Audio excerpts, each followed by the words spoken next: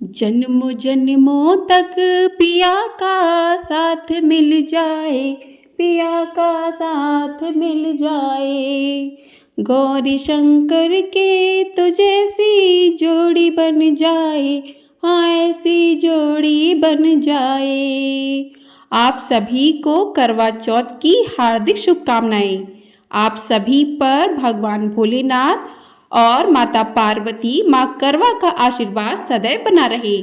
आज की वीडियो में आप सुनेंगे करवा चौथ की पौराणिक कथा। करवा चौथ व्रत हर साल कार्तिक मास के कृष्ण पक्ष की चतुर्थी तिथि पर आता है और इस दिन महिलाएं निर्जला व्रत रखकर अपने पति की लंबी आयु के लिए कामना करती हैं। यह वह दिन है जब महिलाएं अपने पति के दीर्घायु और सुख समृद्धि के लिए संकल्पित होती हैं। यह व्रत न केवल एक धार्मिक अनुष्ठान है, बल्कि यह पति पत्नी के बीच के अटूट प्रेम और निष्ठा का भी प्रतीक है। करवा चौथ ये सिखाता है कि प्रेम का सही अर्थ तब है जब उसमें समर्पण, त्याग और तपस्या हो। तो इस दिन सुहागिन महिलाएं और कुंवारी कन्याएं दोनों ही व्रत करती हैं। सुहागिन महिलाएं अपने पति की लंबी आयु के लिए और कुंवारी कन्याएं मनचाहा जीवन साथी के लिए इस व्रत को करती हैं। और इस दिन माता करवा, भगवान शिव, भगवान गणेश और माँ पार्वती का पूजन किया जाता है। और पूजन करते समय करवा चौथ व्रत की कथा भी पढ़ी अथवा सुनी जाती है। तो आइए करवा चौथ की संपूर्ण व्रत कथा सुनते हैं। तो प्रिय भक्तजनों, बहुत समय पहले की बात है। एक साहूकार के 7 बेटे और उनकी एक बहन करवा थी। सभी सातों भाई अपनी बहन से बहुत प्रेम करते थे, यहाँ तक कि वे पहले उसे खाना खिलाते और बाद में स्वयं खाते थे। एक बार उनकी बहन ससुराल से मैके आई हुई थी। शाम को भाई जब अपना व्यापार व्यवसाय बंद करके घर आए तो देखा उनकी बहन बहुत व्याकुल थी। सभी भाई खाना खाने बैठे और अपनी बहन से भी खाने को आग्रह करने लगे, लेकिन बहन ने बताया कि उसका आज करवा चौथ का निर्जला व्रत है और वह खाना सिर्फ चंद्रमा को देखकर उसे अर्घ देकर ही खा सकती है। चूँकि चंद्रमा अभी तक नहीं निकला है, इसलिए वह भूख प्यास से व्याकुल हो उठी है। सबसे छोटे भाई को अपनी बहन की ये हालत देखी नहीं जाती और वह दूर पीपल के पेड़ पर एक दीपक जलाकर चलनी की ओट में रख देता है। दूर से देखने पर वह ऐसा प्रतीत होता है कि जैसे चतुर्थी का चांद उदित हो रहा हो। इसके बाद भाई अपनी बहन को बताता है कि चांद निकल आया है, तुम उसे अर्घ देने के बाद भोजन कर सकती हो। बहन खुशी के मारे सीढ़ियों पर चढ़कर चांद को देखती है, उसे अर्घ देकर खाना खाने बैठ जाती है। वह पहला टुकड़ा मुंह में डालती है तो उसे छींक आ जाती है, दूसरा टुकड़ा डालती है तो उसमें बाल निकल आता है और जैसे ही तीसरा टुकड़ा मुंह में डालने की कोशिश करती है तो उसके पति की मृत्यु का समाचार उसे मिलता है और वह बौखला जाती है। उसकी भाभी उसे सच्चाई से अवगत कराती हैं कि उसके साथ ऐसा क्यों हुआ। करवा चौथ का व्रत गलत तरीके से टूटने के कारण देवता उससे नाराज हो गए हैं और उन्होंने ऐसा किया है। सच्चाई जानने के बाद करवा निश्चय करती है कि वह अपने पति का अंतिम संस्कार नहीं होने देगी और अपने सतीत्व से उन्हें पुनर्जीवन दिलाकर रहेगी। वह पूरे 1 साल तक अपने पति के शव के पास बैठी रहती है, उसकी देखभाल करती है, उसके ऊपर उगने वाली सुईनुमा घास को वह एकत्रित करती जाती है। 1 साल बाद फिर करवा चौथ का दिन आता है। उसकी सभी भाभियाँ करवा चौथ का व्रत रखती हैं। जब भाभियाँ उससे आशीर्वाद लेने आती हैं तो वह प्रत्येक भाभी से यम सुई ले लो, पिए सुई दे दो, मुझे भी अपनी जैसी सुहागिन बना दो, ऐसा आग्रह करती है। लेकिन हर बार भाभी उसे अगली भाभी से आग्रह करने का कहकर चली जाती हैं। इस प्रकार जब 6ठे नंबर की भाभी आती है तो करवा उससे भी यही बात दोहराती है। यह भाभी उसे बताती हैं कि चूंकि सबसे छोटे भाई की वजह से उसका व्रत टूटा था, अतः उसकी पत्नी में ही शक्ति है कि वह तुम्हारे पति को दोबारा जीवित कर सकती है। इसलिए जब वह आए तो तुम उसे पकड़ लेना और जब तक वह तुम्हारे पति को जिंदा ना कर दे उसे नहीं छोड़ना। ऐसा कहकर वह चली जाती है। सबसे अंत में जब छोटी भाभी आती है, करवा उनसे भी सुहागिन बनने का आग्रह करती है, लेकिन वह टाल मटोली करने लगती हैं। इसे देख करवा उन्हें जोर से पकड़ लेती है और अपने सुहाग को जिंदा करने के लिए कहती है। भाभी उससे छुड़ाने के लिए नोचती हैं, खसोटती हैं, लेकिन करवा नहीं छोड़ती।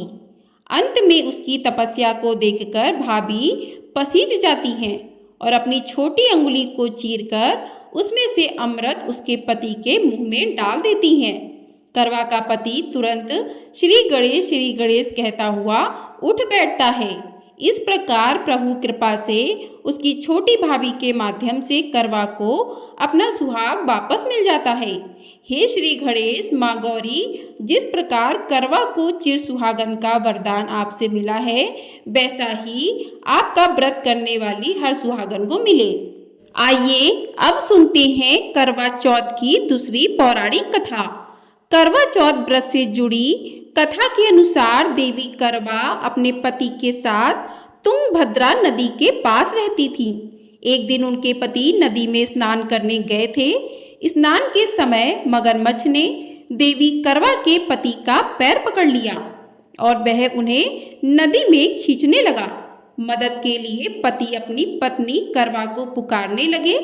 पति की दर्द भरी पुकार सुनकर करवा दौड़कर नदी के पास पहुंची। पति की रक्षा के लिए करवा ने तुरंत एक कच्चा धागा लेकर मगरमच्छ को एक पेड़ से बांध दिया।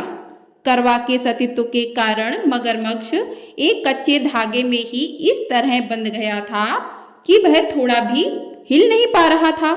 लेकिन अभी भी करवा के पति और मगरमच्छ दोनों के प्राण संकट में फंसे थे। तब करवा ने यमराज को पुकारा और अपने पति के लिए जीवन दान देने और मगरमच्छ को मृत्युदंड देने की प्रार्थना की।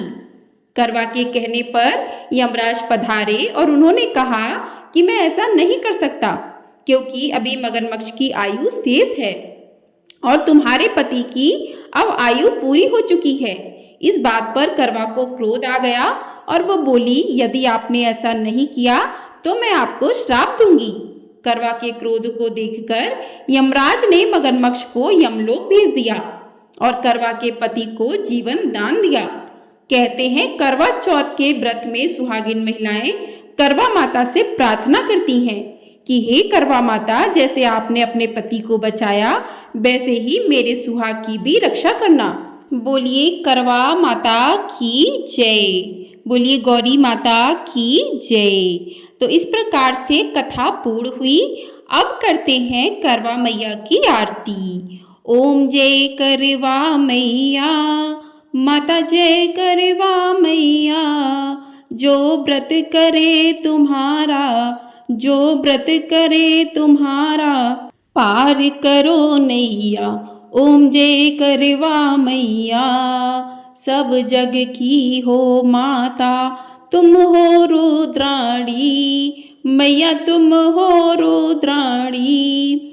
यश तुम्हारा गावत जग के सब प्राणी।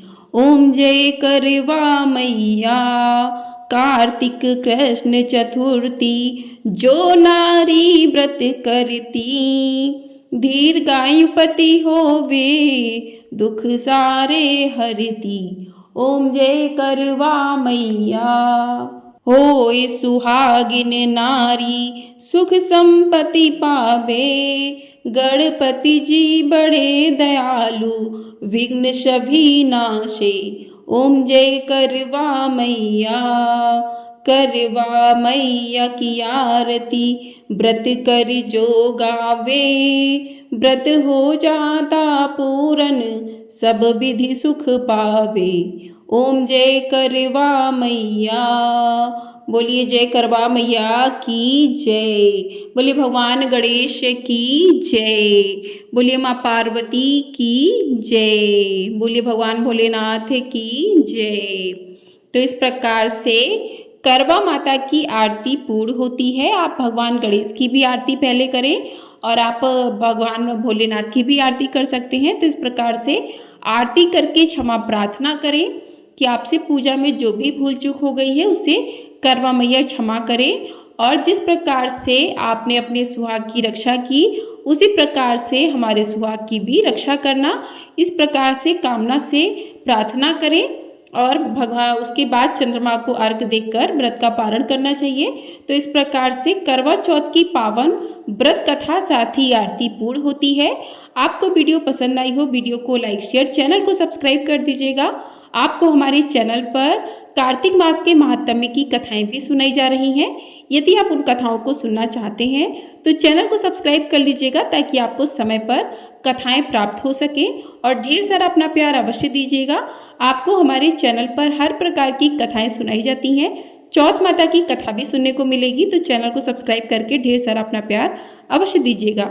जय करवा मैया, जय श्री गणेशाय नमः, जय पार्वती मैया।